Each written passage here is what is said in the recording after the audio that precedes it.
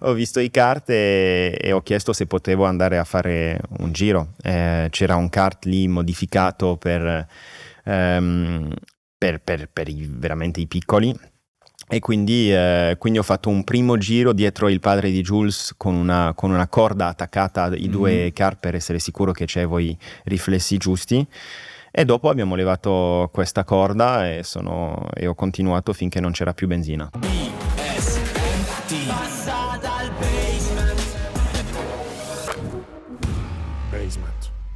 Bella raga, nuovo appuntamento, nuovo Passa dal Basement, ci siamo, bentornati, questo vuol dire nuova chiacchierata, nuovo amico che passa a trovarci, sì, se mi vedete col sorriso, il cosiddetto sorrisone, è perché sta per accadere qualcosa di davvero speciale. Intanto ciao, piacere, io sono Gianluca Gazzoli, metti che stai passando molto velocemente da queste parti quest'oggi, se ancora non l'hai fatto e ti va, iscriviti a questo canale, se ci stai ascoltando, guardando in quelli di YouTube, se lo stai facendo su Spotify o su qualsiasi altra piattaforma, grande, anche lì ci puoi seguire, ma anche vedere, commentare, condividere tutte quelle cose belle che ci piacciono tanto e che fanno accadere cose magiche. Come spesso dico, quello che cerchiamo di fare qui è come dire, raccontarvi delle storie, farvi arrivare delle storie che possono essere di grande ispirazione per voi che ci state ascoltando o guardando, e questo riusciamo a farlo delle volte veramente, insomma, con delle persone molto speciali. Allora, attenzione, sta succedendo davvero, giuro che mi fa abbastanza impressione, però Charles Leclerc è passato dal basement. Charles, benvenuto al basement, qua sotto nei nostri box, mettiamola così. Ciao, bellissimi i box, Ti bellissimi, piace? complimenti, sì. Guarda, ci sono meno pneumatici probabilmente che nel tuo box, però abbiamo cercato comunque di farti sentire a casa. Ah no, perfetto, ho visto anche la Formula 1 in Lego, quindi sì. complimenti. L'abbiamo messa, Ecco. l'abbiamo messa. Tra l'altro, oggi il momento, adesso io non lo dico mai il momento in cui si registra o meno, non lo specifico mai, però oggi è il 1 aprile e io, fino a che non ti ho visto qua dentro, ho pensato che fosse tutto uno scherzo, devo dire la Sarebbe verità. uno scherzo di abbastanza brutto ma gusto. sì, mi buttavo però. giù da qualche parte se fosse stato davvero uno scherzo. Però grazie davvero per essere qui, è una cosa bella, è un momento speciale, ma soprattutto credo e spero anche per tutte le persone che ci stanno guardando, perché ti raccontavo prima quanto, insomma, tante persone ovviamente che ti amano già lo sai, però che vogliono anche sentirti, no? Raccontare, parlare, è un qualcosa che hai riscontrato quando vai in giro per le tue cose. Ma sicuramente, e dopo mi fa anche molto piacere. Penso di avere un legame comunque molto speciale con l'Italia in generale. Iniziando dal karting tantissimi anni fa, tutte le gare sono in Italia, quindi sono un po' cresciuto in Italia. E sì, quindi il mio legame con l'Italia è speciale. Dopo, essendo pilota della Ferrari, Diciamo che questo ha aiutato. quello lo rinforza sicuramente. E quindi sì, sicuramente sento tanto sostegno ogni volta Sì, che perché non è sempre, cioè siamo un popolo molto caldo, sempre molto anche romantico, però non è sempre così facile, no? Entrare in sintonia, e invece con te è successo in modo incredibile. Sono fortunato, Sì. però sì, a me mi piace la genuinità. Genuinità, sì. Genuinità giustissimo. dei italiani, no? Questo non ci sono filtri, e questo è sempre qualcosa che mi è tanto piaciuto, e naturalmente si è creato un legame soprattutto con i tifosi, di qualcosa di speciale. Ma tu l'italiano così bene l'hai imparato praticamente subito? In kart, alla fine è Subito lì. tutto in kart, perché sì, crescendo tutti i miei meccanici erano italiani, quindi l'unico modo per parlare Era con loro quello. era quello, quindi lo facevo un po' a scuola, ma a scuola ho imparato a contare fino a 30 Sempre e finito basta, lì. quindi sì, era sui kart e sui viaggi che facevo con mio padre da bimbo. Tra l'altro prima ti facevo vedere appunto un po' di cose qui all'interno del basement, anche qualche cimelio eccetera. Tu collezioni cose tue? Hai qualcosa che che conservi dalle varie gare, o anche cose della tua vita? Allora, sicuramente da legare tutti i miei caschi. Li tieni tutti? Sì, tutti a casa. Ce n'è uno a cui sei particolarmente affezionato, di quelli che hai conservato? C'ho quelli anche del mio padre, che sicuramente questi sono molto speciali per me, sono più legati forse a quelli che i miei. E anche uno dal mio padrino, Jules Bianchi, Sì, certo. quindi sì, un casco di Jules e di mio padre, questo è super particolare. Li hai conservati e li tieni tutti lì. Quindi ti conservi i caschi, cioè, quindi lo spazio, considerato la quantità di gare che hai fatto, è parecchio grosso. Adesso c'è un spazio dove li metto tutti, Sì. sperando di avere un spazio un giorno per metterli e esporli esporli. tutti, ma ce ne sono tanti, quindi dovrebbe essere un spazio abbastanza grande. Ma anche qualcosa con le personalità che incontri magari in giro? Ma questo è una cosa che... allora, c'ho tante magliette di calciatori, anche questo in un posto speciale, ma non ho ancora trovato il posto Dove metterlo. per metterli, quindi mi devo fare più o meno come te qua. Sì, esatto. Un posto dove posso esporre Anche perché tutto. tu giustamente sei spesso in giro, ti dicevo, noi in realtà ci eravamo incrociati qualche anno fa proprio a un evento in realtà di NBA a Parigi, dove eri in campo a giocare con Tony Parker e con Sì, Gasly, Pierre Gasly. che però mi hai detto non è proprio il tuo quello sport. Assolutamente no, sono molto più bravo io in pista, purtroppo la coordinazione della guida mi va bene. Beh, direi di sì, direi che hai fatto bene a puntare su quella. Ecco. Esatto, dopo il resto è sempre un po' più impegnativo e un po' più difficile. Il calcio è proprio l'ultimo dei sport dove sono bravo, il basket forse un po' più davanti, ma non tanto. Un pochino. Non tanto. C'è un'altra cosa, tra l'altro, che non avrei mai creduto nella vita, è che un giorno Leclerc, insomma, tra le varie cose, ci portasse del gelato all'interno Esatto. del basement, e io devo dire anche, secondo me l'orario è anche presto, però io non sono riuscito a trattenermi, perché il gelato per me è una passione, che condividiamo, mi sembra Esatto, sì. di capire, no? Al 100%, per me il gelato è sempre stato una parte importante della mia vita. Mi ricordo con mio padre quando guardavamo la Formula 1, quando ero un bimbo, c'era sempre il gelato, era sempre il momento di condividere un momento speciale, e a quell'ora i momenti speciali erano soprattutto i Gran Premi di Formula 1, Sì. no? Quindi crescendo è sempre rimasto parte del mio lifestyle. Però ovviamente dopo si guarda un po' alla linea, si arriva in Formula 1 e bisogna stare attento a tutti i dettagli, e lì è venuta l'idea di Lec anche con l'incontro con Federico a Monaco. Sì, ma infatti quello è stato. Infatti ti volevo chiedere una cosa proprio su questo, perché al di là che la figata è questa, che se sei Leclerc a un certo punto puoi trovare anche una soluzione se il gelato ti fa un po' ingrassare, cioè fare il gelato che ti fa, diciamo, che ha meno calorie magari rispetto agli altri. Com'è nata questa idea? Cioè vi siete trovati, tu sapevi che i ragazzi, Federico Grom, insomma è un nome che soprattutto in Italia conosciamo molto bene, sapevi già che potevi fare questa cosa? Assolutamente no. Allora, ci siamo incontrati con Fede a Monaco per via un amico. Federico voleva imparare di più della Formula 1, io quando ho saputo mi è interessato perché sono sempre stato un grande amatore del gelato, e in più avevo un progetto in testa, era quello di aprire la mia gelateria a Monaco, ma un piccolo progetto Che in anche sé. questa cosa del gelato è molto italiana, come cosa. Esatto. E quindi ho incontrato Federico, gli ho detto il mio progetto, e lui mi ha detto guarda, è bellissimo come progetto. Dopo gli ho spiegato anche che il gelato io non posso mangiarlo tanto, perché comunque essendo pilota di Formula 1 devo stare attento alla mia linea. Mi ha detto ma sai che adesso secondo me c'è qualcosa da fare con questo, e abbiamo discusso. La discussione è maturata finché arrivare a un progetto finito, che è quello di Lec, con un gelato buonissimo, perché questo è l'obiettivo principale, ma con un ridotto apporto calorico, no? Che quello è la cosa importante per me soprattutto, e che dopo parlando con tante persone abbiamo visto che è anche qualcosa che interessa a tantissima gente, quindi è da lì che è iniziato il progetto, e adesso è un progetto passione ma super serio, con persone top, con Federico ovviamente che gestisce tanto del day to day di Lec, con Guido anche che è il mago dietro la ricetta di Lec, e con anche tutto il team. Il gusto Lec. preferito, scusami, il tuo gusto del gelato preferito?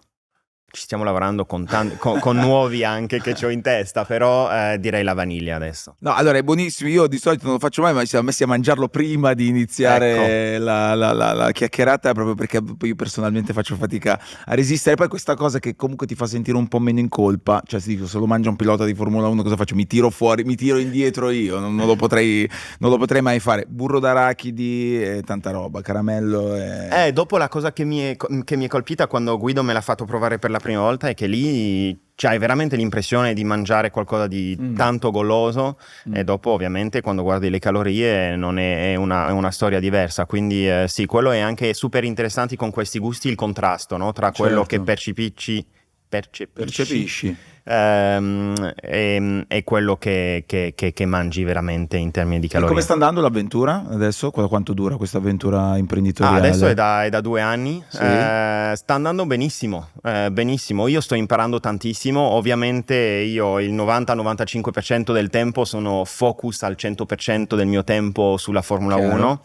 1, però la visione e la direzione sono sempre dietro, facciamo sempre dei meeting ogni mese per me di stare sul pezzo, Sì. però c'è una squadra incredibile che sta gestendo l'EC in una maniera bellissima e per me è soprattutto sto imparando tantissimo, perché ovviamente io come sportivo il lato business 2 anni fa era praticamente zero, quindi aprire questo progetto che è partito da una passione è stato veramente super interessante. Che però ho notato essere una tua caratteristica, cioè diciamo tutte le cose che fai fuori diciamo dal mondo della Formula 1 comunque arrivano da delle tue passioni reali, cioè non si vedono forzature, c'è molta coerenza anche in questo. Grazie. Quello è penso uno dei valori a cui voglio stare vero, no? Per sempre. Tutti i progetti che faccio devono essere veri e autentici, perché questo è quello che mi piace, perché il poco tempo che ho di libero voglio passarlo a fare cose che mi piacciono, e questo sicuramente fa parte di uno dei progetti che mi piace veramente tanto esserci. E sta piacendo a tante persone perché diciamo è molto buono, è disponibile in Italia, in Francia, giusto? Certo, dopo stiamo lavorando per poco a poco Sì. espandersi, però per il momento in Italia e in Francia sì. Devi fare una sola volta una consegna a domicilio tu del gelato a casa di una persona. Super veloce. Secondo me se fai una cosa del genere viene Questa giù è una buona tutto. idea, adesso Viene ne giù parlo col tutto. team. Se non sbaglio LeBron James fece qualcosa del genere con la pizza, che porti Davvero? in una pizzeria un'attività, però se Allora, fai una roba del genere viene... Adesso ci pensiamo. Viene giù tutto, anche perché appunto il tempo diciamo che è sempre poco, però una cosa ancora sull'alimentazione, quindi il gelato comunque riesci a metterlo dentro la tua, cioè com'è la tua dieta da quel punto di vista? La mia dieta è super bilanciata e anche varia. Varia, sì. Varia. Io c'ho un nutrizionista che è anche qui a Milano, che quindi mi aiuta, dipende anche dei periodi, non è che c'è una dieta simile tutto l'anno. Esatto, dipende, ci sono dei momenti dove vogliamo alzare dei carboidrati durante specialmente la off season, dove lì è importante prendere un po' di muscolo, però dopo c'è da entrare anche in macchina e la macchina è abbastanza stretta, quindi dopo c'è un taglio calorico prima della stagione, per iniziare la stagione, per essere sicuro di essere in shape, e dopo direi della prima all'ultima gara lì è tutto per trattenere la forma fisica, lì non si cerca di incrementare la forma fisica perché non c'è il tempo, ci sono troppe gare adesso, quindi è più un mantenimento. E dopo l'ultima gara lì si cerca di spingere ancora di più per trovare dei gains. E l'allenamento, oltre a quello che si fa nell'auto, quante volte a settimana? Tutti i giorni? Tutti i giorni. Dopo diventa molto difficile con il jet lag. Quindi con i cambi di orari quello diventa sempre più difficile, perché Sì, si rientra il lunedì del Gran Premio, praticamente sono rientrato ieri Ma infatti del Giappone. mi sembra ieri che ho acceso ed eri in Giappone, cioè nel senso Esatto, è letteralmente così è stato. La nostra vita è tanto a muoversi dappertutto nel mondo e quindi quello ti stanca, quindi anche quello devi lasciare il tempo di recuperare, quindi quando si parte così lontano forse un po' non sono tutti i giorni, mi lascio un giorno e mezzo di riposo, però dopo si riprende l'allenamento. L'allenamento è tanto cardio e anche un po' di pesi, soprattutto la resistenza, perché il collo in Formula 1 è praticamente non tutto, ma Quali sono gli esercizi? Quali sono gli 60%. esercizi che fai prettamente per la parte Sono strani, alta? quindi li faccio a casa piuttosto che in palestra, Sì. perché sennò ci guardano. Diventa tipo- imbarazzante. Esatto. Però no, ce ne sono diversi col Bosu, allora non lo saprei spiegare in Certo. parola, però comunque anche tanto con elastici. Ok. Gli elastici forse è l'esercizio che facciamo di più, e dopo c'è anche con Technogym, abbiamo fatto una macchina apposta che è praticamente la posizione di una Formula 1 con volante, pedali e anche un casco con cui puoi attaccare cavi Ok. e puoi fare il collo per riprodurre al più vicino lo sforzo. Vabbè, lì con Nerio ti avrà preparato una Esatto. macchina perfetta ad hoc, no? Esatto, Conoscendolo. esatto. E te li fa fare Andrea questi esercizi? Andrea Sì, Ferrari, che sì, saluto, grande che con Andrea. cui ogni tanto ci sentiamo e so che ci ascolta sempre. Sì, Andrea mi segue adesso Da dal tanto 2014, sì, qualcosa del genere, quindi tantissimi anni, fa 11 anni, 12 anni che è con me su tutti i Gran Premi, e oltre ad essere un grande allenatore è diventato anche parte della mia famiglia praticamente.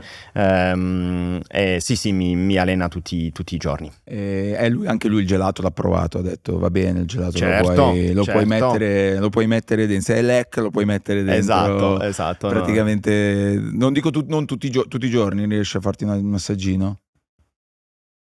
Tutti i giorni forse no, però un giorno su due almeno. Vedi? No, perché sei umano, questa posso dire una cosa che credo che ti abbia avvicinato anche al pubblico italiano, ma non solo di tutto il mondo, il fatto che sei sì un supereroe, ma sei umano, insomma hai mostrato nel corso del tempo tanti lati umani della tua persona.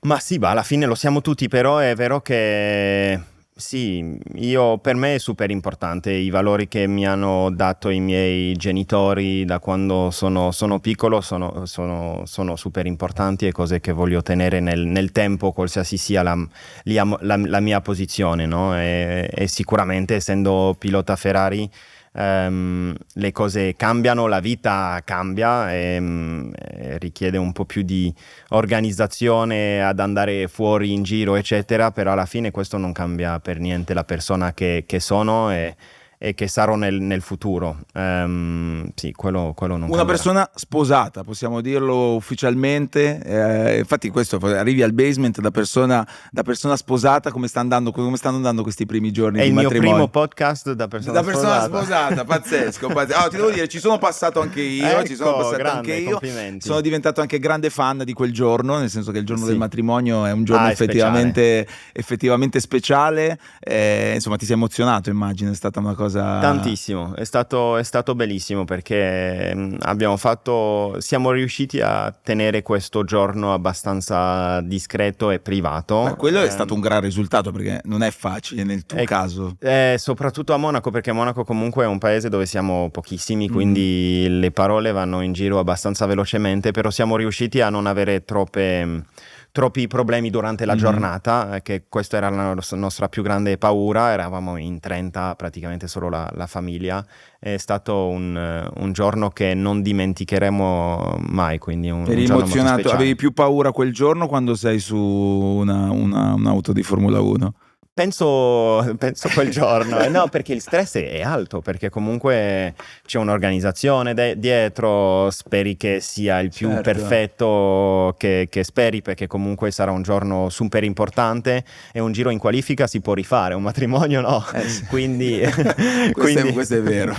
quindi quel giorno doveva essere perfetto, ma per fortuna lo è stato. Lo quindi eravate tutte e due bellissimi. Tu avevi un abito Sì, incredibile, di Brunello, tra l'altro. Sì, si sì, può quello dire, che ha però ho rubato visto. un po' la Leo. scena è Leo. Leo ogni volta adesso è difficile. Mi fermano in strada più per Leo che per me adesso. Leo, grande protagonista, devo dire. Esatto. Però lì l'avete voluto con voi anche nel momento chiaramente sì, più, no, più importante. non c'eravano questioni di lasciare Leo a casa. Ma gli avete messo lo smoking, ho visto a un certo punto. Sì. L'ha messo volentieri o... Sì, no, gli è piaciuto. Ha capito che era un giorno importante. Sì, l'ha sentita anche lui l'emozione probabilmente. Esatto. E l'unica cosa che poi a un certo punto si è chiaramente vista e che abbiamo visto tutti è l'auto con cui sì. sei, diciamo, vabbè, auto clamorosa, insomma, stiamo parlando così, una Ferrari 250 Testa rossa, insomma, un pezzo incredibile.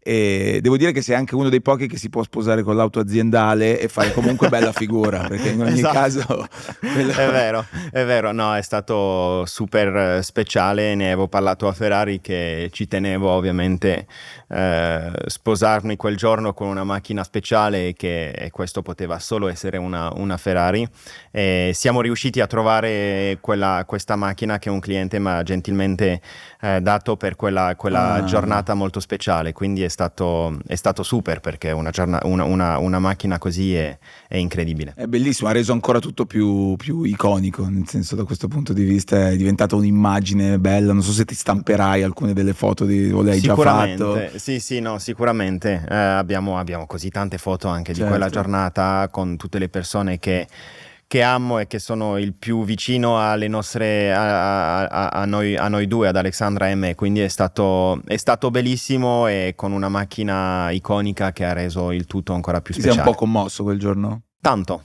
Molto di più di quello che pensavo, perché allora prima del giorno mi sono detto, allora è super speciale, ma Si può fare, io vado 300 all'ora, ma stai scherzando. Però una volta lì sul momento, lì le emozioni. Di solito è l'attesa, quando sei tu ad aspettare la sposa, che lì si cede, anche gli uomini più duri cedono lì. Esatto, no, è stato super emozionante, e ancora di più di quello che pensavo.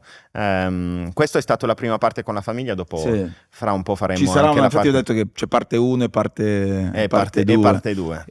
Perché anche il viaggio di nozze credo che non siete riusciti a farlo. No, siamo partiti in Australia il giorno dopo del matrimonio, non per il viaggio di nozze, ma per la gara di Formula 1. Hai dovuto spiegare alla tua moglie. Esatto, ho provato a vendere il Gran Premio di Formula 1 come viaggio di nozze, ma non ha funzionato. Non è stato quindi... approvato. Da quanto state insieme? Da tanto tempo? Sì, da 3 anni adesso. E vi siete conosciuti a Monaco. Comunque Monaco è una città così piccola, siamo tutti cresciuti più o meno insieme, quindi ci conoscevamo di vista da tanto tempo, però sì, a Monaco. E lei si preoccupa quando tu sei in gara? Cioè, come vive? Se ne avete parlato, penso di sì, se vive con apprensione il fatto che tu sia su quell'auto a quella velocità. Sì, sicuramente ha paura, soprattutto in certi contesti, no? Penso la pioggia è forse il contesto dove fa più paura, e dopo ci sono anche momenti tipo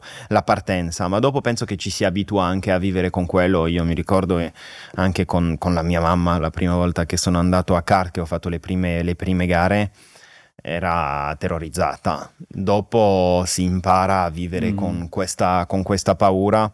E sia Alexandra che mia mamma che i miei fratelli sanno che comunque questo è la cosa che mi rende il più felice al mondo, quindi quando questo è il caso si accetta un po' più facilmente il rischio che noi prendiamo. Ti viene a salutare prima di partire, prima di salire sull'auto, cioè, o tu in quei momenti lì sei... No, certo ci salutiamo, ma non è che non c'è niente di più che di quando ci salutiamo normalmente, no? Cioè in bocca al lupo. Esatto.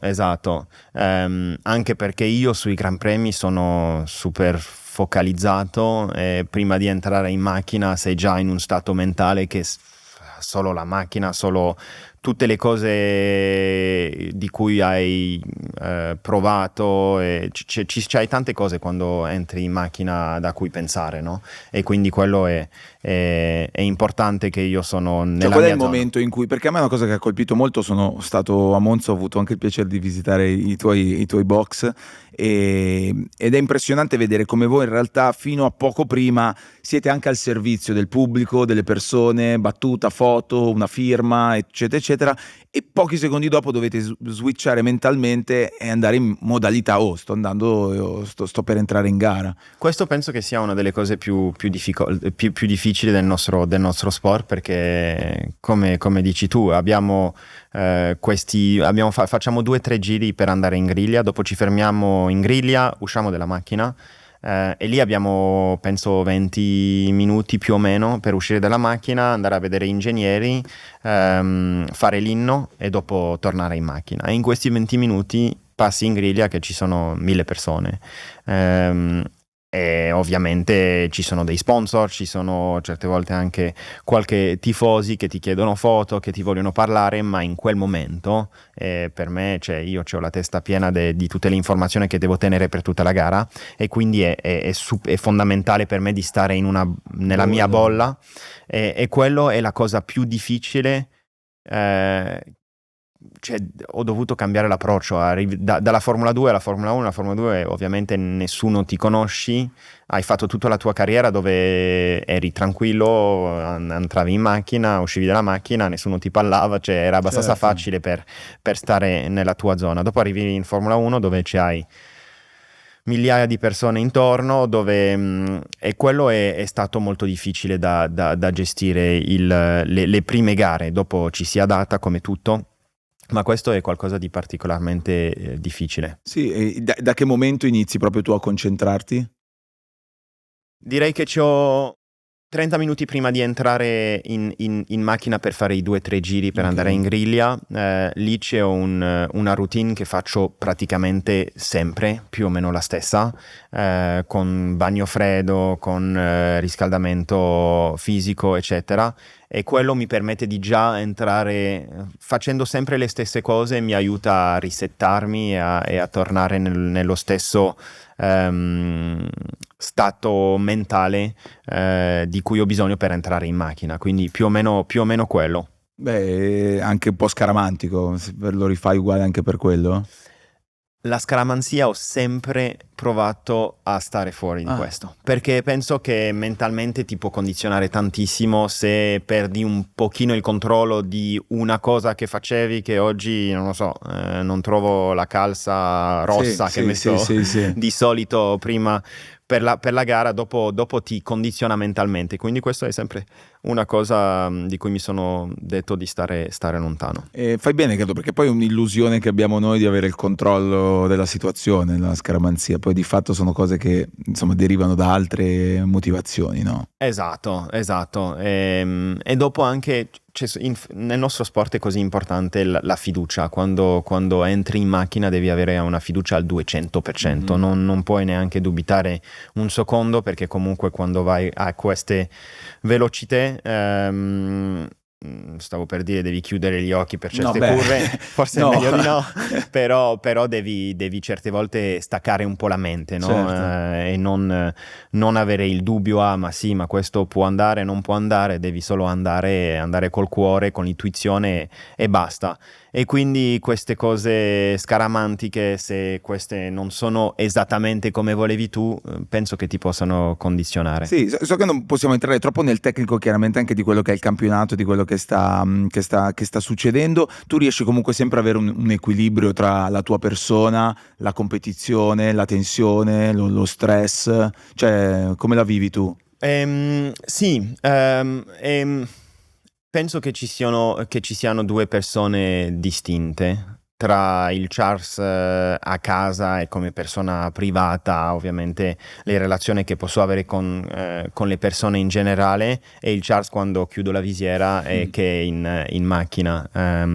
È buono che sia così, perché sì, comunque quando chiudi la visiera lì l'amicizia e tutto il resto non può far parte dello sport, perché lì c'hai tutto in testa per un obiettivo solo e di estrarre assolutamente il massimo della macchina e fare in modo di portare la Ferrari al top, e basta. C'ho anche un'amicizia super speciale sulla griglia con Pierre Gasly. È super chiaro per entrambi che una volta che si chiude la visiera, Certo. questo lo mettiamo da parte e dopo la riprendiamo quando la bandiera a scacchi è finita. Questo è sempre stato il caso da quando sono bimbo, quindi ce la facciamo a separare queste due persone, però è un po' strano. Però fa parte, no, insomma, di quello che è lo sport di altissimo livello come quello che pratichi tu. Questo è quello che hai sempre sognato, quello che stai facendo oggi? Tu hai sempre sognato di fare il pilota? Ah, sicuro. Io mi ricordo quando avevo 3-4 anni, non mi ricordo esattamente quando, però c'ho questa prima immagine del primo Gran Premio che ho visto da reale. Allora, prima di tutto a Monaco, ovviamente il Gran Premio di Monaco è iconico. Sì. E il paese è così piccolo che ogni volta si vedeva 5 mesi prima del Gran Premio tutte queste infrastrutture che vengono montate, e questo fa impressione, e questo anche porta ancora più di eccitazione per vedere questo Gran Premio. Ero fuori di curva 1 con un amico mio, i genitori avevano un appartamento fuori di curva 1 e giocavamo con delle macchinine rosse guardando il Gran Premio di Formula 1. Io tifavo la macchina rossa, che a quell'ora non penso neanche che pensavo che si chiamasse Ferrari, però era sempre stato la macchina rossa, e quindi sì, ho sempre avuto questo sogno di diventare un pilota, soprattutto un pilota di Formula 1 e dopo anche con la Ferrari. E questo credo che anche renda un po', diciamo, speciale la tua persona, cioè che la tua storia anche, no? In qualche modo che è molto più umana magari di tante altre, perché alla fine quello che ho capito, diventare un pilota di Formula 1 non è come diventare un calciatore, un giocatore di basket, cioè non hai sempre accesso ai mezzi per poterlo fare. Nel tuo caso ci sono stati grandi sacrifici dei tuoi genitori, poi persone che hanno creduto in te, e tu anche sei dovuto crescere un po' con questa pressione. È stato tuo papà il primo che, insomma, pilota, anche tuo papà, che ha detto io voglio provare a farti diventare un pilota, che ti ha messo sui kart?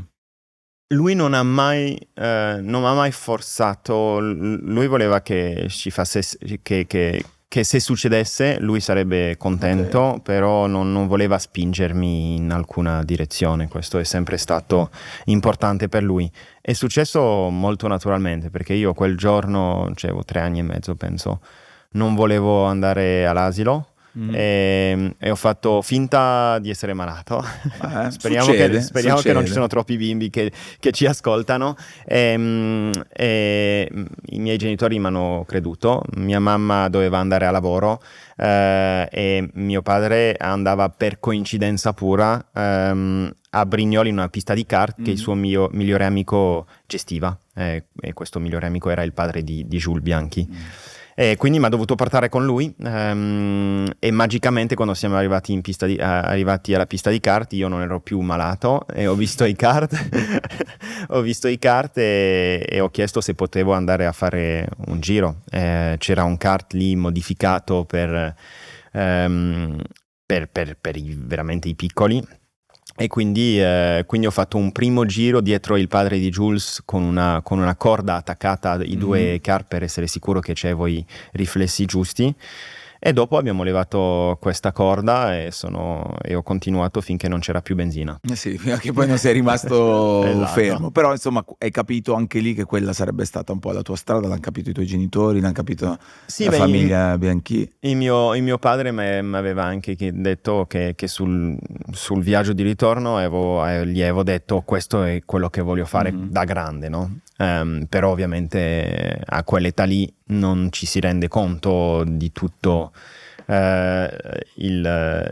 intorno il budget che c'è da mettere per arrivare fino a un certo livello, e anche nel nostro sport siamo così pochi ad arrivare a essere piloti professionisti, no? Quindi la percentuale di persone che ce la fanno ad arrivare a livello più alto e che dopo vengono pagati anche per quello è super minimo. Quindi fare tutti questi ho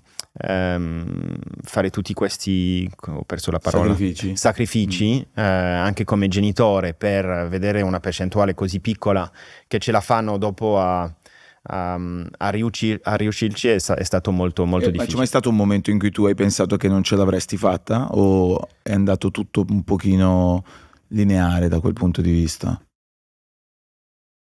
Non ci sono momenti dove ho pensato di non farcela, ma non ci sono stati neanche momenti dove ho pensato di farcela. Diciamo che non è qualcosa di cui mi stavo chiedendo più di tanto la domanda, perché mi stavo concentrando cioè ero super felice e già mi sentivo super fortunato di poter continuare la mia passione, che era quella di guidare. Dopo quello che succedeva in 1 anno, 2 anni, 3 anni, non mi progettavo così tanto essendo piccolo.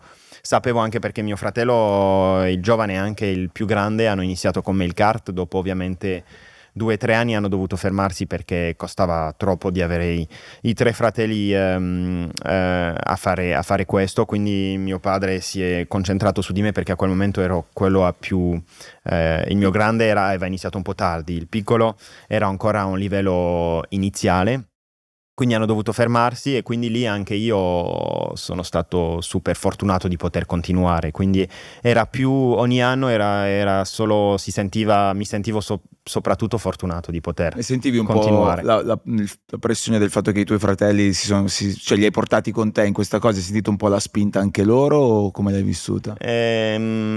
Ma non... È difficile, perché comunque il mio grande fratello penso che l'abbia capito abbastanza facilmente, perché ovviamente aveva un'altra età, stava facendo anche i suoi studi, quindi aveva già la sua direzione. Un'altra strada. Per mio piccolo fratello è stato molto più difficile perché era un bimbo, e di vedermi fare qualcosa che lui non poteva fare, questo era difficile, questo io sicuramente lo sentivo. Adesso per fortuna mio piccolo fratello, anche lui è un pilota professionista, e ho potuto aiutarlo da quando sono arrivato in Formula 1 per lui di riprendere la sua carriera. Però sì, all'inizio non è stato facile. Sicuramente intorno all'età di 10 anni si capisce un po' di più tutti i sacrifici che i miei genitori facevano per me di continuare, e quindi si sente un po' di più la pressione di dover ridare indietro tutto quello che hanno fatto per me. Beh, però a un certo punto è iniziato a tornare indietro, nel senso che le cose stavano succedendo, quindi tu pian pianino, perché anche, insomma, per chi non lo sapesse, ovviamente si fa anche una scalata, anche non è che arrivi in Formula 1 così, ci sono tutta una serie di serie. Qual è stato il passaggio secondo te più importante che hai fatto lungo la strada e che ti ha fatto capire che invece appunto eri sulla direzione giusta?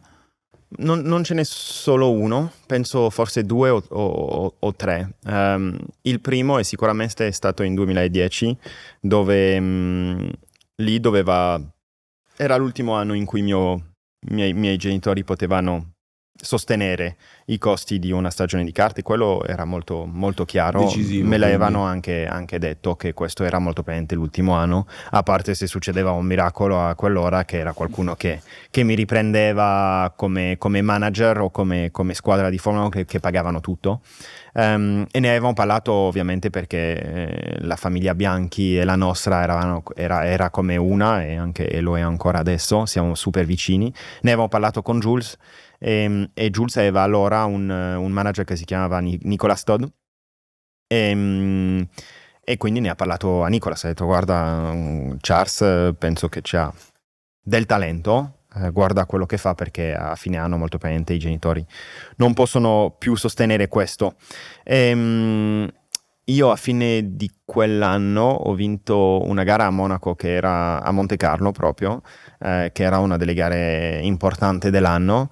E dopo questo mi ricordo che Nicolas Todd chiamasse mio padre per chiederci di andare a vederlo a Ginevra. Mi ero messo la cravatta, cioè ero super stressato per questa giornata, perché sapevo che dipendeva tutto di come andava questo meeting. è andata tutto bene, abbiamo firmato un contratto per cui dopo Nicolas ha preso tutto a costi suoi, tutta la mia carriera.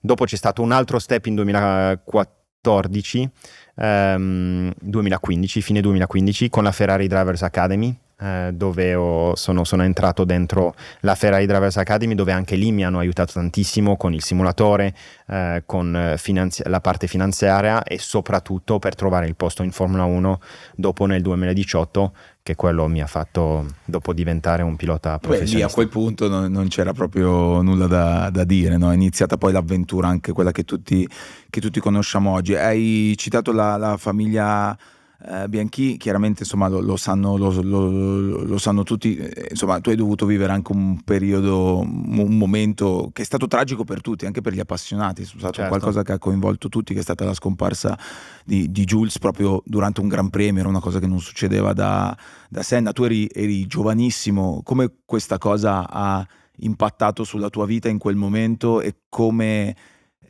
devo dire che questa cosa magari succede a questo genere di trauma magari succede anche a piloti però che magari hanno già corso tante volte. Tu eri proprio all'inizio, cioè doverti confrontare col tema più caldo, che è quello della morte di una persona anche così cara, insomma deve essere stato abbastanza complicato. Sì, sicuramente è stato veramente difficile, però non mi è mai passato in mente il dubbio che io volevo continuare questo, perché questo è la cosa che mi rende vivo in sé, è la cosa che mi fa emozionare, è quello che mi piace di più al mondo.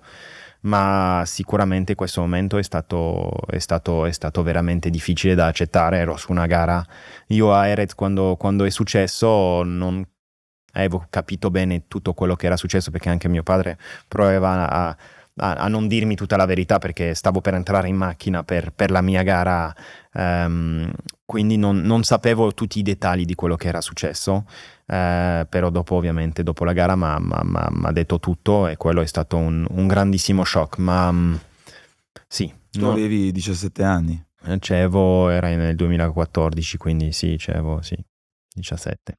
E lì in quel momento tu comunque hai preso questa come forza anche, cioè senti anche quel tipo di responsabilità. Lui è stata la persona che ti ha consigliato, no? Come hai detto prima, sia a te direttamente che anche alle varie realtà. Lui era il mio padrino sportivo, cioè è sempre stato lì fin dall'inizio. C'ho delle video a casa mia di noi due, dove lui prendeva un kart, Jules prendeva un kart più piccolo per fare la gara con me, che avevo 6, 7, 8 anni di meno di Jules, e questi sono i più bei ricordi che io ho nel motorsport. Loro gestivano una pista, come ho detto prima, e quindi ogni mercoledì dopo la gara, dopo la scuola e i weekend andavamo lì e gareggiavamo insieme, e questo è stato anche per me un momento dove ho imparato tantissimo, perché gareggiavo con persone più vecchie di me, e soprattutto con Jules, che era un pilota assolutamente straordinario. Quindi sì, tutti questi momenti sono stati super speciali, però come dicevo è quello che mi rendeva felice, quindi non c'era mai stato il dubbio di continuare. Ti ha dato dei consigli particolari che ti porti dietro ancora oggi lui? Ma sicuramente, ma non penso che ci fermavamo.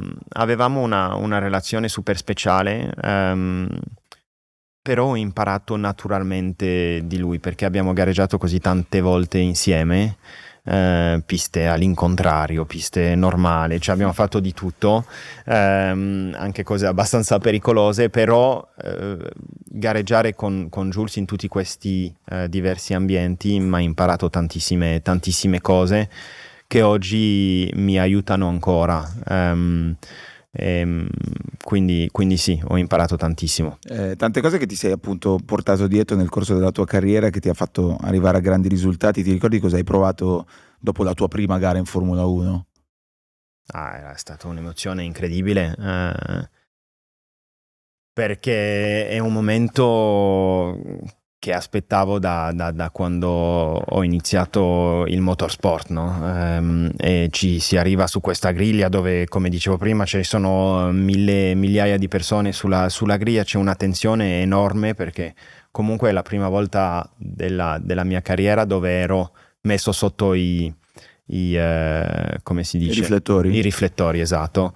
E quindi quello è abbastanza stressante perché sai che se va un po' male tutto viene moltiplicato, se va bene tutto viene moltiplicato pure, però aggiunge una pressione e quindi su quello lo sentivo un po', però allo stesso tempo era un momento super speciale. Ho pensato anche tanto a mio padre che mi aveva aiutato per arrivare a questo momento e quindi sì, è stato molto bello anche per tutta la famiglia. Anche perché purtroppo tuo padre in quel momento lì appunto non c'era, anche hai dovuto poi, dopo il caso di Bianchi, vivere un altro lutto che è stato proprio appunto quello di tuo papà. È famosa questa bugia bianca, si dice in italiano, insomma, che avevi detto a tuo papà, che in realtà già avevi firmato il contratto in Formula 1 quando ancora non era vero, giusto? Com'è andata questa cosa? Sì, era nel perché tuo papà non stava bene, se non ricordo. No, purtroppo aveva una malattia che purtroppo non era più trascurabile? Sì, no. Curabile. Sì. Non era più curabile, quindi noi eravamo consapevoli. Io avevo iniziato ad avere un po' di discussione per l'Alfa Romeo per l'anno 2018, era nel 2017, però niente ancora di concreto, quindi era un po' difficile perché sapevo che era questione di giorni per mio padre, lui aveva lavorato di tutto e purtroppo non ha potuto vedere la confermazione di quello. E ho detto una bugia, ho avuto tanti rimpianti, anche mia mamma mi aveva sgridato per questo. Per averlo detto. Sì, però per fortuna ero in ritardo solo di un anno, non era una bugia perché alla fine ho firmato dopo qualche mesi nel 2018 con la Ferrari per il 2019, non il 2018, e quindi questo mi ha aiutato a passare un po' questa bugia. Beh, sei riuscito comunque a fargli vivere un momento bellissimo. Sì, era un momento molto molto speciale, è un momento di cui mi ricorderò per sempre, perché sì, sapevo che per lui era la cosa più importante. E ha visto un po' in qualche modo la missione completata, insomma era riuscito nel suo intento, portarti lì. E poi esatto. Da lì, insomma, sono successe poi tante cose. Immagino una delle cose che ha emozionato tutti noi insieme alle tue vittorie, sicuramente quando hai vinto qua a Monza per noi ha avuto un significato speciale, però anche la vittoria di Monte Carlo. Io sfido se c'è qualcuno che è rimasto, come dire, freddo davanti a quello che è successo quel giorno. Anche quel casco l'hai conservato, secondo me. Certo, ce l'ho nel salotto questo, quindi quello lo vedo tutti i giorni, anche col trofeo di Monaco. Questo è stato veramente speciale, insieme a Monza veramente, sì. Perché Monza anche tutta la settimana è così speciale, perché come pilota Ferrari arrivi in pista e senti che c'hai tutto l'Italia dietro la Ferrari, che spinge la Ferrari, e quindi di andare a vincere con tutta questa pressione addosso non è facile, ma rende il momento ancora più bello quando succede. E Monaco è sempre stata una pista che mi ha affascinato, e di poter vincere a casa mia. Sono comunque le strade che ho preso io da quando ho 4-5 anni in pullman per andare a scuola, perché come dicevo io aspettavo il pullman sulla griglia di partenza, praticamente lì c'è un stop per autobus e aspettavo lì per andare a scuola. Quindi sono strade che ho vissuto da quando sono bimbo, e di poter vincere in quelle stesse strade è stato un momento, sì, cosa pensavi, incredibile.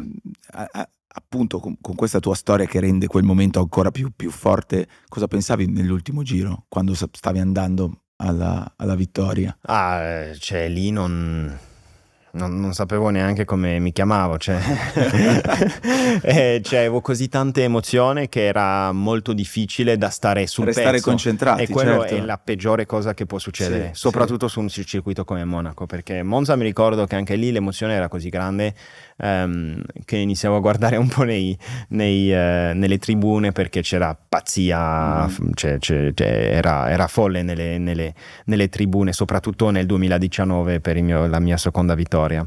Però a Monaco c'era così tante emozioni, anche così tanti ricordi in quel posto che significa così tanto per me, che era molto difficile stare sul pezzo. Sono le due uniche gare della mia vita, Monza 2019 e Monaco 2024, dove ho fatto fatica a stare nella mia bolla, di cui parlavo prima. Ci si può commuovere sotto quel casco a quella velocità, ci si può emozionare e riuscire a emozionarsi oltre alle emozioni, quelle della paura, anche della tensione. Solo in queste due gare, se no sono abbastanza bravo di solito a tenere le emozioni da parte. Però Monza 2019 e Monaco 2024 sono state due gare dove ho fatto fatica a tenerle, però me ne rendevo conto. Sì. Sentivo l'emozione e provavo a controllarla, e ce l'ho fatta, e dopo mi riprendevo e dopo si andava avanti, ma era difficile. Non so se avrei sentito sicuramente che quel momento in particolare, quello di Monaco, è stato molto emozionante per noi, perché c'è stata anche la voce di Carlo Vanzini che ha, diciamo, veramente commentato, raccontando anche un po' alcuni passaggi della tua storia. Ne approfitto per salutare Carlo, che anche lui ha vissuto, sta vivendo un periodo complicato, sì, ma sì. Insomma la sua grinta lo sta aiutando tanto, e in quel momento ha trasmesso a noi delle emozioni molto, molto forti. E ti è capitato di rivederle anche con quella voce? Sì, certo. Sì, il commento di Carlo lo rende il momento ancora più speciale, no? E ogni volta che si rivede queste immagini l'emozione torna come se fosse quel giorno, quindi è stato veramente, veramente speciale, anche di vedere la reazione comunque nel paddock, no? Dopo la gara si vedeva che non... Cioè, gare vinte, adesso ne ho vinte 8 e spero molto di più nel futuro. Lo speriamo tutti. Però si sentiva che questa era particolarmente speciale, e non solo per me, che rendeva il momento ancora più bello. Posso chiedere, quando vinci ti danno il trofeo? Sì. E tu poi quello lo tieni tu o è della scuderia? No, lo tengo io, quindi tu? Quello originale ce l'ho a casa. Tu ce l'hai, quindi hai tutti questi, diciamo, questi trofei. Nel caso di Monza, devo dire, è veramente unico, perché quello che succede anche dopo la gara, la scia rossa, cioè quella è una cosa che credo che ogni pilota sogni, perché è un calore, un qualcosa. Quando abbiamo visto le foto anche del tuo selfie magari sopra dal podio eccetera, è qualcosa di molto emozionante. Che effetto ti fa a te? Cosa significa per te Ferrari in generale, essere un pilota della Ferrari? È veramente speciale, perché io sono stato dei due lati, che alla fine non ci sono lati, però comunque per provare a spiegare nel modo più giusto, sono stato del lato del tifoso, quello che guardava tutti i Gran Premi la domenica, tifando Ferrari e sperando che la rossa vincesse. E adesso sono del lato dove sono io in macchina, e comunque c'ho tutto questo sostegno che io davo prima, che do sempre, ma in una maniera diversa, perché ovviamente adesso, essendo pilota, non mi posso permettere di avere certe emozioni essendo dentro la macchina, e questo deve rimanere da parte. Quindi però la passione e l'amore che ho per questa squadra rimane intatto. È quello che rende la Ferrari speciale. E ha un impatto fortissimo in tutto il mondo, no? Cioè, tu te ne sei accorto, noi magari lo vediamo da questi Gran Premi qua vicino, ma tu giri ovviamente il mondo, lo vedi che impatto ha. Sì, è incredibile, perché è un brand che riunisce tutte le generazioni, dai piccoli bimbi alle persone più anziane, e vediamo tantissima gente attraverso il mondo che tifano e che sognano della stessa cosa, che di portare la rossa in cima, e questo è una grande motivazione. Qual è l'altro paese oltre all'Italia nel mondo che ti ha dato più manifestazioni di affetto, di cui ti sei accorto? Anche tu proprio come Charles, al di là della Ferrari, o che hai visto? La Formula 1 adesso sta crescendo tantissimo, tantissimo. Negli ultimi anni con Netflix è arrivato veramente il primo anno in cui sono arrivato in Formula 1, ma dal primo anno ad adesso è un sport che è cambiato tantissimo, che si è democratizzato tantissimo attraverso il mondo e anche sulle persone più giovani, perché mi ricordo il primo anno era forse più l'età era più 35-40 in su, adesso ci sono tantissimi giovani che guardano anche la Formula 1 e che sono appassionati. Penso che il più grande step è stato fatto in Stati Uniti, che lì si sente veramente tanto la differenza rispetto all'Europa, che è sempre stato seguito tanto.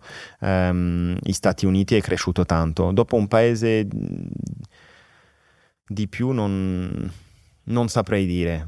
La cosa bella di essere un pilota Ferrari è che siamo seguito dovunque andiamo. Anche in Giappone adesso, esatto. Sei lì, è proprio un altro pianeta, eppure abbiamo un sostegno incredibile. E durante i Gran Premi vi vengono spesso a trovare appunto grandi personalità di mondi completamente diversi. C'è qualcuno che ti ha impressionato particolarmente, che è venuto lì, che si è incuriosito della tua auto, di altri dettagli?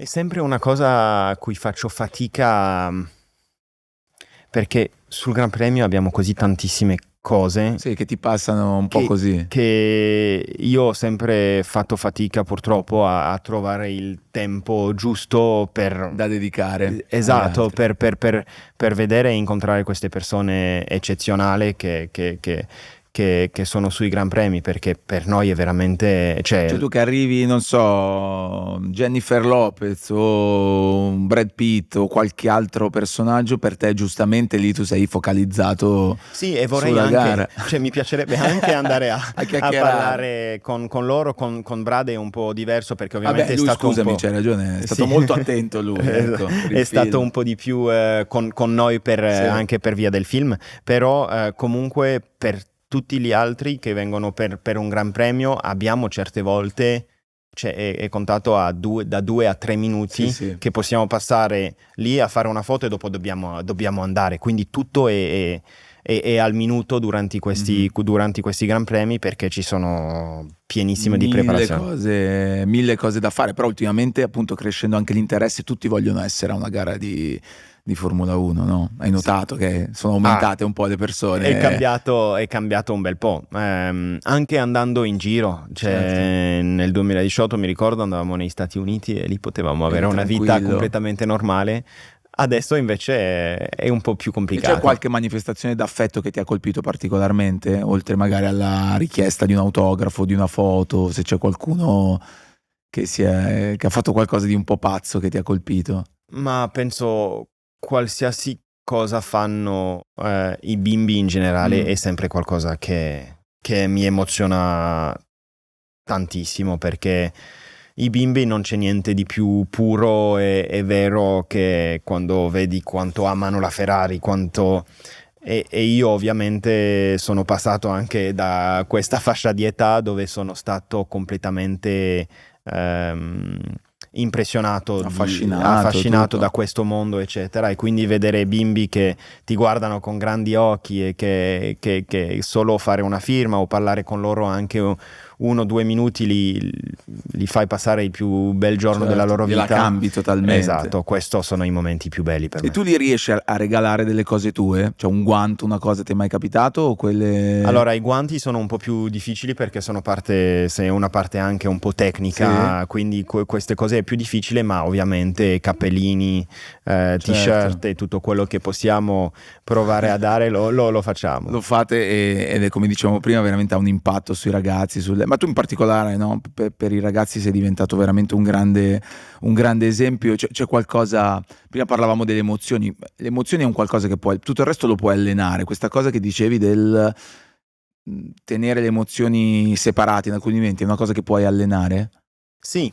La preparazione mentale è qualcosa che per me è super super importante, perché quando arrivi a un certo livello e quando arrivi in Formula 1 ad esempio, penso che se prendi 22 piloti in griglia oggi nel giorno migliore non ci sia niente tra di noi. La cosa che fa veramente la differenza è il mentale, e chi ce la fa a levare le emozioni, a metterle da parte e essere al 100% sul giro che conta in Q3, su un Gran Premio quando la pressione è addosso e che devi fare un sorpasso. E queste sono le cose che fanno più la differenza che il talento puro, perché per arrivare in Formula 1 il talento lo abbiamo tutti, penso. Quindi sì, quando avevo 11 anni sono andato in un centro a Viareggio che si chiama Formula Medicine. E lì avevo iniziato a fare già preparazione mentale per la concentrazione, per provare a non essere troppo a controllare le emozioni nel modo migliore, e questo è stato di un grande beneficio per il resto della mia carriera. C'è un gran lavoro dietro anche su tutta quella parte mentale, ormai è una cosa che si sa, nel senso, una volta era un po' tabù quella parte lì, invece anche la differenza credo tra la vostra generazione di piloti e quella precedente, no? Sì, sicuramente. Dopo c'eravano anche piloti nella generazione scorsa che eravano più attenti a queste cose, ma ovviamente adesso con la tecnologia eccetera c'è molto più consapevolezza e anche molto più tools da usare per migliorare queste performance, no?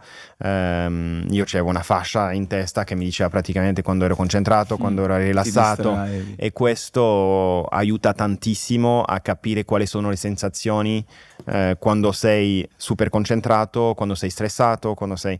E quello, facendo il lavoro così presto nella mia carriera, mi ha dato la possibilità di essere più consapevole di come mi sentivo, certo, e gestire momenti difficili o anche molto buoni in una maniera un po' più ragionata. Beh, tu hai tante anche passioni forse extra che ti aiutano a volte magari a staccare, al di là di quella del gelato di Lec, però hai anche una passione per la musica. Tu suoni il pianoforte anche molto bene, cioè grazie. Hai pubblicato dei dischi, possiamo dire, cioè dei singoli. Sì. Dove nasce questa passione e come ti è venuto anche di dire vabbè, lo pubblico, lo metto online? Perché ha fatto un sacco di ascolti su Spotify, ho visto. Sì, abbiamo sempre avuto musica intorno nella nostra casa. C'era un pianoforte a casa quando ero piccolo. Mio fratello più giovane era quello più che stava più tempo sul pianoforte, anche io qualche volta. Però dopo sono passati gli anni, non mi sono mai più rimesso sul pianoforte fino al Covid, dove ho avuto tantissimo tempo a casa, anzi troppo. Facevo tanto simulatore, ma dopo qualche mese ho detto va bene il simulatore, però mi piacerebbe anche fare qualcos'altro delle mie giornate, e quindi ho trovato un pianoforte che sono riuscito ad avere a casa e ho iniziato ad imparare su internet prima. Dopo con delle lezioni, quando è finito il Covid, ma non così tante, forse 7-8 lezioni, e dopo sono andato un po' freestyle, ma per me la musica è il miglior modo per staccare la mente.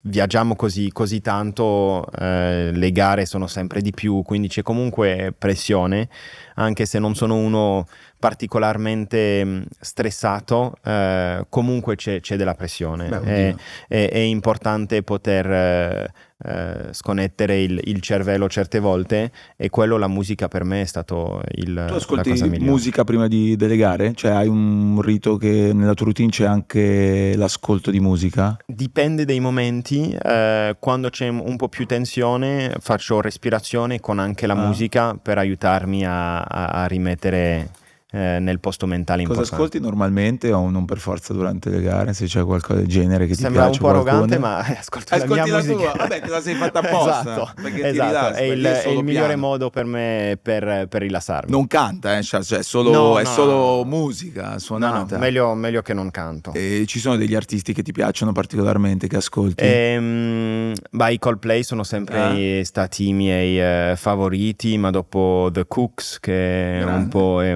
è diverso, Sofiane Pamar, con cui ho fatto una musica, e questo è pianoforte, ma mi piace tantissimo.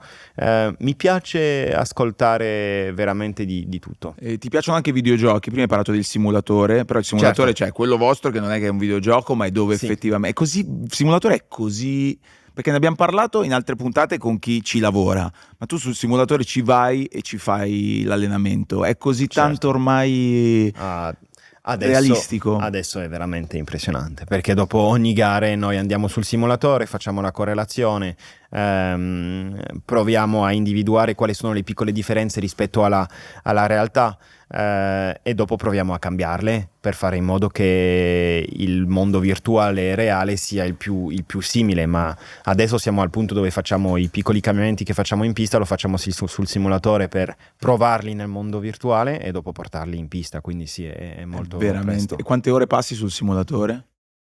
Allora, il problema è che i giorni liberi non sono più tanti adesso, però più o meno un giorno prima di ogni Gran Premio e un giorno dopo ogni Gran Premio, quindi prima facciamo la preparazione, dopo facciamo la correlazione e provare a fare in modo che sia più simile il mondo reale con il mondo virtuale, quindi è una giornata e più o meno Intera. 8-9 ore. Che Sì. stai lì dentro Sì. praticamente. Sì, Però sì. nonostante questo, a te piacciono anche i videogiochi? Giochi anche per i fatti tuoi?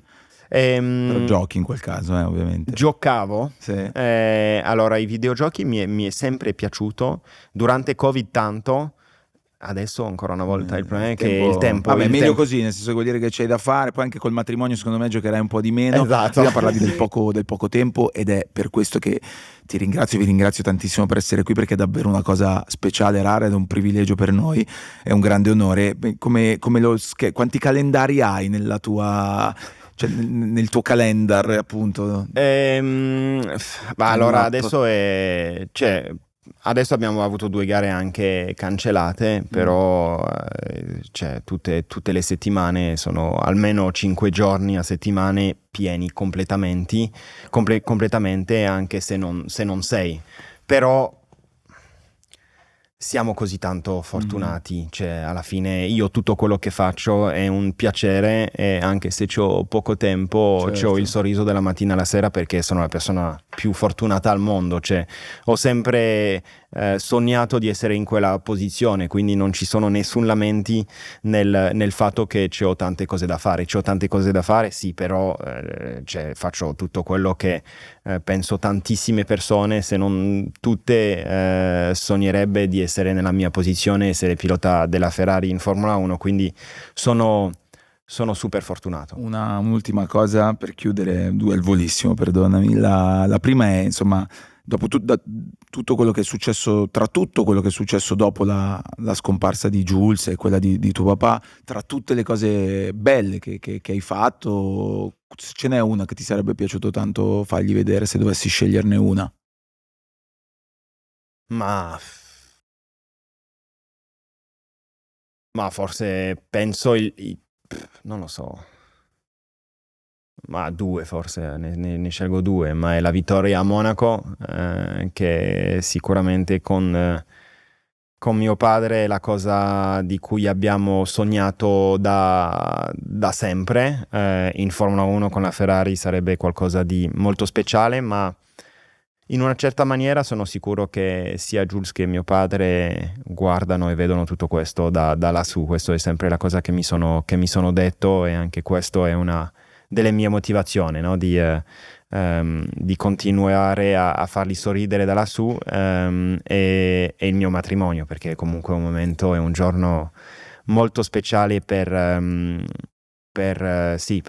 tutta la famiglia, quindi questi due momenti. E Leo con lo smoking, ovviamente, perché Esatto, quella secondo me andava esatto. assolutamente visto. Charles, io ti ringrazio. Adesso prossimi step, andrai in giro ancora? Cioè, Sì, allora adesso sono sulla mia strada, praticamente mi sono fermato qua, dopo vado a Maranello per Subito. simulatore. Adesso è una stagione super importante dove il sviluppo Certo. è una cosa, è la cosa fondamentale di quest'anno, quindi c'è tanto lavoro lavoro a Maranello per sviluppare nuovi sistemi, nuovi pezzi, il simulatore e comunque spingere con tutti nella stessa direzione per provare a riportare la Ferrari in alto. Quindi questo sono le mie prossime settimane, tutto dedicato a quello. E ci sono cose che ti fanno paura? Ecco, questa è la cosa che ti volevo chiedere. Perché quella cosa delle emozioni è forte, però la paura è un'emozione che... Alla guida zero. Alla guida proprio zero. No, mai. No, la paura non deve far parte delle emozioni in una macchina, e comunque io non ho mai avuto paura. Cioè, qualsiasi cosa faccio in pista è più col cuore, più con l'eccitazione di fare qualcosa di speciale, con l'adrenalina, però mai la paura. Cioè, quando ti butti in quei sorpassi o in alcune curve, lì No. è proprio senza... No, zero. Senza alcun tipo di Ma paura. il giorno in cui avrò paura, sì, ci sarà un problema. Mi fermerò e mi metterò da parte sicuramente, perché no, questo non posso avere questo feeling una volta che sono in macchina. E le paure oltre la gara? Elicotteri? Sì, Davvero? questa è una cosa che non sì. Ho paura, però a parte quello no, non così tanto. A parte se mi metti davanti a un serpente di 8 metri, non è che sarò molto a mio agio. Elicotteri e serpenti, Ecco, quindi. perfetto. Questa è la combo per, se volete, la criptonite di Charles. Ho visto che hai notato che c'è Asbulla qua, il nostro direttore della fotografia. Lui è mai venuto a vedere qualche... Grande Asbulla. È venuto a Baku in Azerbaijan un anno. E l'ho visto da lontano, ma non abbiamo trovato il modo per incontrarci. Però sono in contatto con il suo team per provare a Allora incontrarci poi si puoi un mettere giorno. una buona parola per noi, perché sogniamo che il vero Asbulla possa venire da queste parti. Va bene, anche va se è un bene. po' violento, lui non sai che alza sempre le mani, però vabbè, questa è un'altra storia. Asbulla, grande protagonista dei social. Il tuo rapporto con i social network com'è oggi? Perché insomma, per personalità come voi è particolare. È stato per tanti anni, ero molto online in generale, però mi sono comunque reso conto che quello cambia un po' tanto la percezione di certe performance che facevo in gara, perché bastava un momento inquadrato buono o brutto della mia gara e tutto il resto veniva un po' dimenticato, no? E quello sì, mi ha fatto cambiare un po' l'approccio con i social media. Adesso io scelgo ovviamente tutte le foto, tutte le caption, perché quello è importante, che per me i social deve sempre essere qualcosa di genuino e autentico. Però non sono più sui social perché oggi tutto viene commentato in bene o in negativo, e io, come sono fatto io, questo mi affetta un po' tanto, e quindi è qualcosa che ho preferito lasciare da parte. Quindi i social in sé non ci vado più, però ovviamente sono presente. Cioè dici, ti cambia un po' la percezione della realtà, cioè quello che magari arriva da un commento sia positivo che negativo poi non corrisponde davvero magari a quello che è successo. Esatto, ci sono state delle gare, ad esempio, dove riguardi la gara e dici: allora, io questa gara so di non aver fatto bene, però viene inquadrato un sorpasso incredibile all'esterno e la percezione della tua gara è: che gara incredibile che ho fatto quel giorno. Veramente non è stato il caso. E anche viceversa, dove fai delle gare incredibili e dopo viene inquadrato un momento della gara che non è stato proprio super, e viene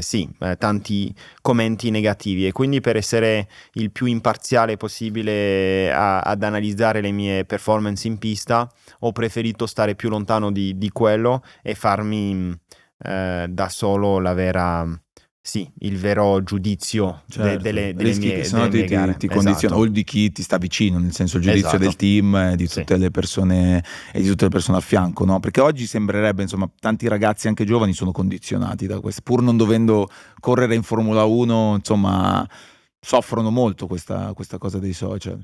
Sì, perché è anche un modo per... c'è tante tante comparazioni, cioè... tante comparazioni, anche senza volerlo, no? Quando ci si guarda i social e non penso che, almeno penso che siamo anche tutti diversi, no? Quindi per certe persone forse è qualcosa voluto e che gli piace, ma per me non funzionava più. Ne approfitto, ti chiedo questa cosa perché ne stavamo parlando prima ed ero curioso, poi dimmi tu. Prima parlavamo abbiamo parlato del matrimonio eccetera, ma tu l'addio al celibato in realtà non l'hai ancora fatto, perché in Italia No. si era parlato di un tuo addio al celibato a Monte Carlo, ma non era stato fatto. No, non è ancora. Quindi ancora non è questa ancora seconda fatto. parte di matrimonio sarà importante quest'estate. Sicuramente, però sì, l'addio al celibato non è ancora stato fatto, Ok. quindi tutto quello che è uscito non è qualcosa di vero. Non era vero, anche perché complimenti, perché ricordiamo sei riuscito a tenere veramente tutto per te, per la tua famiglia, che è sempre la cosa più È la cosa più importante in quel importante. momento. Esatto. La proposta l'hai fatta quanto tempo fa? L'ho fatta, c'è un grande problema con le date. Sì? Io faccio una fatica Vabbè, a mesi ricordarmi, fa, però comunque. più o meno settembre dell'anno scorso, Ok. penso, sì. Ok, perché anche quello per un uomo o per chi decide di farlo è un momento un po'. Io ricordo nel mio caso non sapevo come mi si era allappata la bocca, non riuscivo allora, a fare la domanda, a dirlo. Questo sono super contento che lo dici perché Pensa che io di mestiere pensavo parlo, quindi è stato difficile, è come se te. Ma io mi sono detto la stessa cosa, Ecco. ho detto allora io parlo tutti i giorni in TV Sì, o cose del sì, genere, sì. quindi è una Ce la cosa faccio, che certo. ce la faccio, cioè non è difficile. Sono arrivato davanti ad Alexandra quel giorno, ho perso tutte le parole, quindi però vabbè. Charles, davvero grazie mille, complimenti per Grazie la a te. persona che sei, al di là Grazie. del professionista, perché è davvero tanta roba. Grazie, e andiamo a finirci un po' di lec, di gelato. Andiamo. Grazie davvero ragazzi, è successo. Charles Leclerc è passato dal basement. Grazie. Grazie.